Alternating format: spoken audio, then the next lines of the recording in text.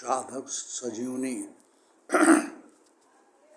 संबंध जो राज्य और प्रशंसा के लोभ में युद्ध में आए हैं और जो सांसारिक संग्रह और भोगों के प्राप्त में लगे हुए हैं, ऐसे पुरुषों का विराट रूप में पतंगों की दृष्टांत में प्रवेश करने का वर्णन अर्जुन के आगे श्लोक में करते हैं।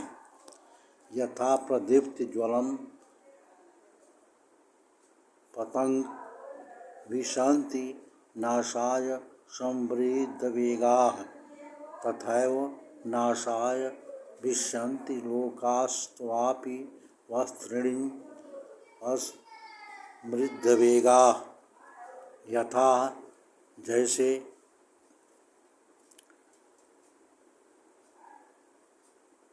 हरी हरी घास में रहने वाले पतंगे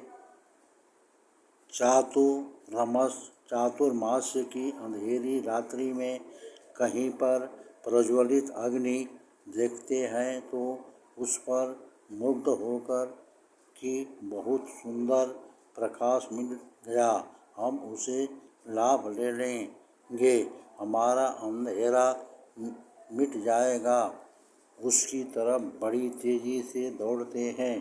उनमें से कुछ तो प्रज्वलित अग्नि में स्वाहा हो जाते हैं, कुछ को अग्नि की थोड़ी सी लपट लग जाती है तो वे उनका उड़ना बंद हो जाता है और वे तड़पते रहते हैं।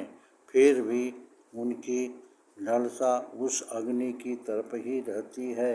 यदि कोई पुरुष दया करके उन अग्नि को बुझा देता है तो वे पतंगे बड़े दुखी हो जाते हैं कि उसने हमारे को बड़े लाभ से वंचित कर दिया।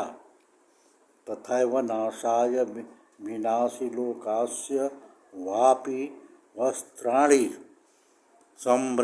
समृद्धवेगाः। भोग भोगने और संग्रह करने में ही तत्परतापूर्वक लगे रहना और मन में भोगों और संग्रहों का ही चिंतन होते रहना, यह बड़ा हुआ सांसारिक वेग है। ऐसे वेग वाले दुर्योधन राजलोग पतंगों की तरह बड़ी तेजी से कालचक्र रूप आपके मुख में जा रहा है, अर्थात पतंग की तरह जा रहे हैं। 84 लाख योनियों और नरकों की तरफ जा रहे हैं। तात्पर्य यह हुआ कि प्रायः मनुष्य सांसारिक भोग सुख आराम मान आदर आदि को प्राप्त करने के लिए रात दिन दौड़ते हैं। उनको प्राप्त करने में उनका अपमान होता है, निंदा होती है, घाटा लगता है, चिंता होती है, अंतःकरण में जलन होती है और जिस वायु के बल पर वे जी रहे हैं वह वायु भी समाप्त होती जाती है। फिर भी वे नाशवान भोग और संग्रह की प्राप्ति के लिए भीतर से ललायित रहते हैं।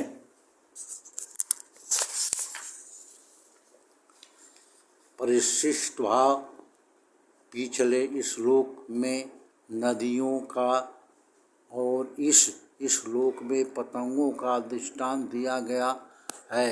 पतंग तो मोहवश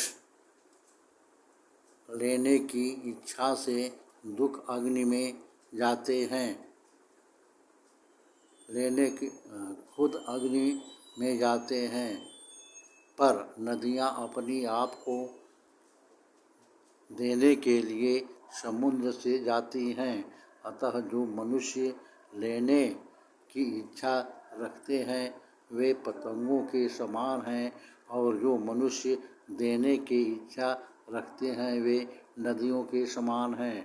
लेने का भाव जड़ता है और देने का भाव चेतनता है, लेकिन भगवान से अशुभ कर्म और देने की भावना से शुभ कर्म होते हैं।